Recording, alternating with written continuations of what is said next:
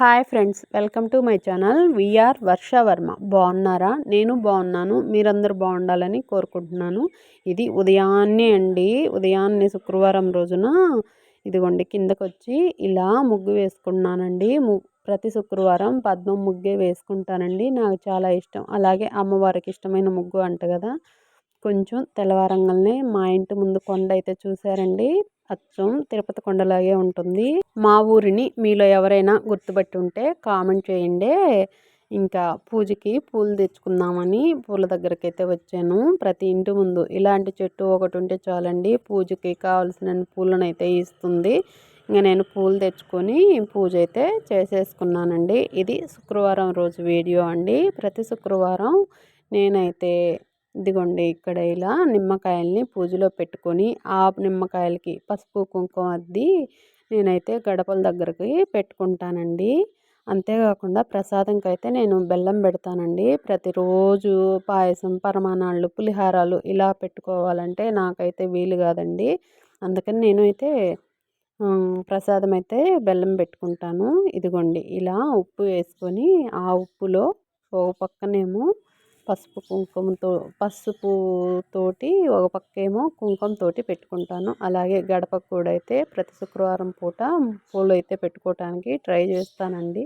ఆ గడప మహాలక్ష్మికి కూడా ఒక నమస్కారం చేసుకొని ఇంట్లోకి వెళ్ళి ఇంకా స్టవ్ దగ్గరికి వెళ్తే స్టవ్ పరిస్థితి అయితే ఇలా ఉందండి. మంట అయితే సరిగా రావట్లేదు. ఇక నాకు తెలిసినంతలో ఇదిగోండి ఇలా స్టాండ్లు తీసేసి స్టవ్ని అయితే తిరగేసుకొని, స్టవ్ ఏంది ఇలా ఉంది అనుకుంటారేమోనండి.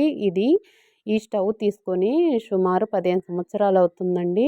ఇదిగోండి ఇక్కడ ఇలా చేతులు కాలే పరిస్థితి కూడా ఉందండి. ఎందుకంటే హీట్గా ఉంటే చేతులు కాలుతాయి. అది కొంచెం చూసుకొని ఆ పైపుని పక్కకు జరుపుకొని ఇదిగోండి చిన్న హోల్ ఉంటుంది. ఒక పిన్నీస్తో ఇలా ముందుకి వెనక్కి గనక అంటే కొంచెం ఏదైనా డస్ట్ అంటే పాలు అలాంటివి ఇరుక్కొని ఉంటాయండి. అలాంటి డస్ట్ పోయి ఇదిగోండి అలా ముందుకు వెనక్కి తీసుకొని కొంచెం ఇంక మళ్ళీ పైప్ పెట్టేసుకోవాలండి. ఇప్పుడు చూసారండి మంట ఎలా వస్తుందో.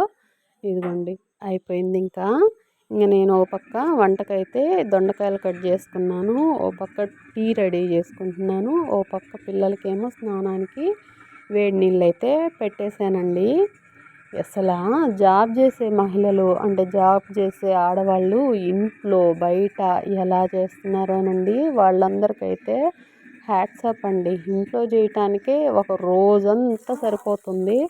ఎంత పని చేసినా వస్తూనే ఉంటుంది కదా.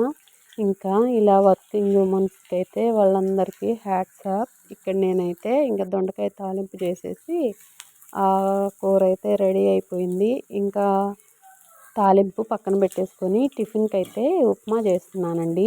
ఉప్మా అయితే మా పిల్లలకి అస్సలు నచ్చదు, కానీ ఏం చేద్దామండి, దోశ ఇడ్లీ లేనప్పుడు ఇలాంటిదైతే చేసి పెడుతుంటాను. ఇంకా ఒక్కరోజుకి ఎలాగోలాగా ఇష్టం లేకపోయినా కష్టంగా తినైతే వెళ్తుంటారు. ఇంకా మీలో ఎంతమందికి ఉప్మా అంటే ఇష్టం లేనిది ఎవరికి అది కూడా కామెంట్ చేయండి. ఇంకా కిందకి రాగానే షాప్లో అయితే ఫుల్ స్టాక్ వచ్చేసిందండి. ఇదంతా సర్దుకునేసరికి ఈ రోజంతా టైం సరిపోయిద్ది.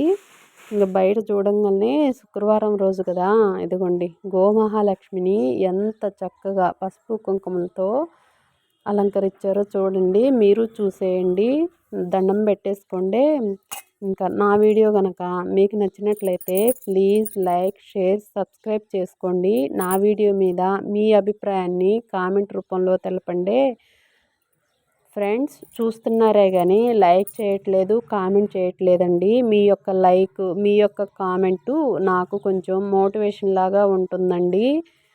అంతేకాకుండా యూట్యూబ్ అనేది నాకు ఇష్టము. ఆ ఇష్టాన్ని మీరు ఇంకొంచెం ఎంకరేజింగ్గా ఉంటుందండి మీరు పెట్టే కామెంటు, మీరు ఇచ్చే లైకుల వల్ల. ప్లీజ్ అండి లైక్ చేయండి, షేర్ చేయండి, సబ్స్క్రైబ్ చేసుకోండి. ఉంటాను. బాయ్. శ్రీమాత్రే నమః.